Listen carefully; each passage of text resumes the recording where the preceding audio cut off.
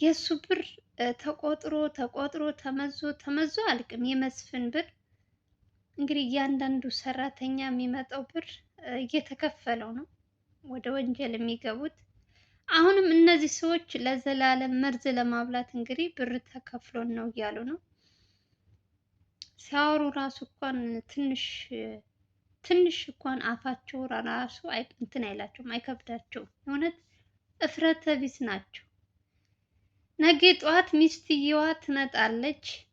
ምን አይነት ሁኔታ እንዳለ በደንብ እነሱ ብዙ መረጃ አላቸው፣ ቪዲዮ አላቸው ምን እያደረጉ እንዳለ። እነዚህ ቅሌታሞች ሰዎች ደግሞ ምንድን ነው እየሰሩ ያሉት? አንዳንዴ ቆም ብላችሁ ስታስቡ በውጭ ያለ ጥላታችሁን ከምንም ልታርቁት ትችላላችሁ። ቤት ውስጥ ግን አብራችሁ ያለውን ጥላታችሁ አብራችሁ እየተጋራ አብራችሁ የሚበላ አብራችሁ እንዴት ነው መከላከል የምትችሉት? እግዚአብሔር ክፉ ነገር ያርቅ እንጂ በምንም ልትሉት አትችሉም፣ ልትጠራጠሩ አትችሉም። አብራችሁ እየበላችሁ አብራችሁ እየጠጣችሁ ከባድ ነው። እንደዚህ አይነት በእንትኔ ሰምቼም አይቼም አላቅም። የመጀመሪያ እንደዚህ አይነት ከባድ። አንዳንዴ እግዚአብሔር ልቦና ይስጠን። እግዚአብሔር ለሁላችንም ቆም ብለን የምናስብበት ልቦና ይስጠን። ሴትየዋ ቤተ ክርስቲያን ሄዳ ጸሎት በምታረግበት ሰዓት መርዝ ለማብላት የሰውን ልጅ ስታወራ እንኳን የጠፋችው ልጄ ናት። እሱም ልጇ ነው እኮ ያው እናት ናት አይደል? መወለድ ቋንቋ ነው ይባላል። ለእሷም ልጇ ነው። እሱን ገላ የእሷን ልጅ ይዛ ልትመጣ እንዴት አይነት ጭንቅላት እንዳላት ባላቅም ሴትዮዋ ከባድ አደገኛ ሴትዮ ናት። በአጠቃላይ የእሷ ቤተሰቦች እየሰሩት ያሉት እንትን ታዘው ነው። መስፍን ምን ማለት ልጅሽን ለቃታለሁ፣ ዘላለምን እንደዚህ አድርገሽ ግደይ ወይ በብር ወይ ኧረ ጌታ ሆይ ከምን አይነት ጉድ ነው የገቡት? ግን ሰዎቹ እራሳቸው ምን አይነት ጣጣ ውስጥ ነው? በሰው እንትን እኮ ነው ይህ ሁሉ የሞት መዘዝ እያመጣባቸው ያለው የሰው ጣጣ እኮ ነው። በሰው ጣጣ ገብተው ሰው የራሱ ዕዳ ከብዶታል፣ እነሱ በሰው ዕዳ ገብተው እንደዚህ መሰቃየት ከባድ ነው በጣም። ሲጀምር የዘላለምን ሚስት ምንም ነገር እንደማያደርጋት በእሷ ቤተሰቦች ጋር እያወራ ስለሆነ እሷ ምንም ነገር አያደርጋትም። ሁለተኛ ነገር ዘላለምና ልዑልም ስራቸውን እንደማያቆሙ በይፋ ተናግረዋል። አብረውም እንደሚሰሩ እስከ መጨረሻ ድረስ አብረው እንደሚሰሩም ተናግረዋል። እንግዲህ ሰውየው ጧት ማታ እሱም የሚርቀው ያው ስራውን ስለሚያውቅ እሷም ምንም ነገር እንደ ልዑል የሚያሰቃያት አይመስለኝም። እንደባለፈው ያው በእናቷም በእህቶቿም እሱን እንዲያሳድዱ እሱን እንዲገሉ እያለ እያስፈራራቸውም ሊሆን ይችላል። አንዳንዴ በሰውም እኔ በሰው አትፍረድ ይፈረድባል ይላል። ሰው መፍረድ ቀላል ሊሆን ይችላል፣ ግን በቦታው ሁናችሁ ደግሞ ስታዩት በጣም አስቸጋሪ ነው። ምን አይነት ሁኔታ ውስጥ እንዳሉ መገመት አይከብድም። ሰውየው ሲጀመር በጣም አደገኛና አደገኛ ነው።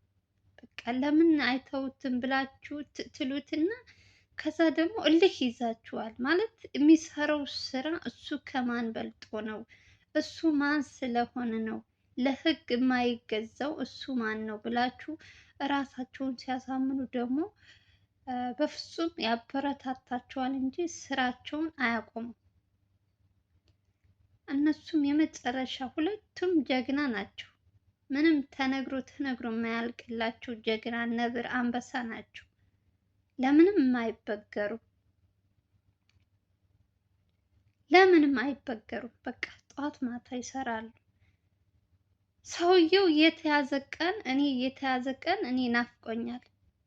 እኔ በጣም ከሚገርመኝ ነገር ምስኪኖች የእነሱ ጥላት መጥቶ የሆነ ነገር ለማድረግ የመጣ ጥላት ፊታቸውን ሸፍነው ምናምን አሁንም ለሰው ጥንቃቄ ለሰው ልጅ ያላቸው እንትን ልዑልም በሚለቀው ቪዲዮ ፊታቸውን አያሳይም። ዘላለምም እንደዛው። እነዚህ ሰዎች የእነሱ ጥላት ናቸው። እነሱን ለማጥፋት ነው በብር ተገዝተው እንትን ያሉት። ግን እነሱ ግን አሳልፈን ለእንትን አንሰጥም ብለው አሁንም ፊታቸውን እየሸፈኑ ያሉበትን ሁኔታ እንኳን እንትን ሳይላቸው ሳይበግራቸው የሰው ልጅ ህይወት አሳዝኗቸው እነሱ የሆነ ሰው እንኳን አምጥተው ሲያመጡ ሲማቱ እኔ አንድ ቀን ቪዲዮ አይቼ አላውቅም። ሰው ሲማቱ አይቼ አላውቅም። ከማወጣጣት ውጭ ያለበትን እንዲያሳያቸው ከማድረግ ውጭ እንደ መስፍን እጅ እግራቸውን አስረው ከእንትን ጋር በሰንሰለት እንደዚያ ሲያደርጉ እኔ እንደዚህ አይነት ቪዲዮ አላየሁም። ሁለተኛ ነገር ደግሞ የዘላለም ሚስት ዘመዶች የሚሰሩት ስራ በጣም አስጸያፊ፣ ነገ ጠዋት እሷ ስትመጣ አንገታቸውን የሚያስደፋቸው ስራ ነው እየሰሩ ያሉት። የፈለገው ብር ቢከፈልሽ የፈለገው እንትን ብትይ እኔ እንጃ፣ የእውነት በጣም ያስጠላል። የማይደረግ ከትልቅ ሰው የማይጠበቅ የልጅ ልጆች አላቸው። ኧረ እስኪዮ ማረና ክርስቶስ! ሴትዮዋ ጤነኛም አትመስለኝም። የፈለገው ብር ቢከፈለኝም እንደዚህ አይነት ነገር እንደው እግዚአብሔር የሰይጣን ጆሮ ይደፈን። የእውነት ከእንደዚህ አይነት ነገር እግዚአብሔር ይጠብቃችሁ። ከእንደዚህ አይነት ማት እግዚአብሔር ይጠብቃችሁ። ቤታችሁ ውስጥ መጥቶ ሊያጠፋችሁ የሚል ጥላት እግዚአብሔር በሩቁ የያዝላችሁ። በጣም ከባድ የሚባል ነገር ነው። ዘላለም አሁን ላይ ያለበት ሁኔታ በቤት በሚስቱ ዘመዶች እየተደረገበት ያለው እንትን በጣም አስጸያፊና አስቀያሚ ነገር ነው። አሳዝኖኛል በጣም የእውነት ከምላችሁ በላይ አሳዝኖኛል። ምስኪን ኧረ እስኪው ልቦና ይስጠን። እውነት ሴትዮዋ ጤነኛ አትመስለኝም። የኔ ልጅ ታስራ አንተ በእንትን ትሄዳለህ፣ እንደፈለግ ትንቀሳቀሳለህ። ወይኔ እንዴት አይነት ምስኪን ሴት ነሽ! ለስሙ ትልቅ ሴት ናት። እኔ ኧረ በስመ አብ ልቦና ይስጣት፣ የእውነት ልቦና ይስጣት። ጤነኛ አትመስለኝም ሲጀመር ሴትዮዋ ራሱ። የፈለገው ልጇ ቢያዝ የፈለገው እንትን ቢል ይሄን ያክል መጨከን የለባትም። በሱ ሳይሆን በልጆቿ ነው የጨከነችው፣ በልጅ ልጆቿ። እሱ ሞቶ የእሷ ልጅ ትፈታለች፣ ትመጣለች። መስፍን በሰጣት ብር የሰው ህይወት ሰው ገሎ በሰው ህይወት የሚቀልድ ሰው ከምንም በላይ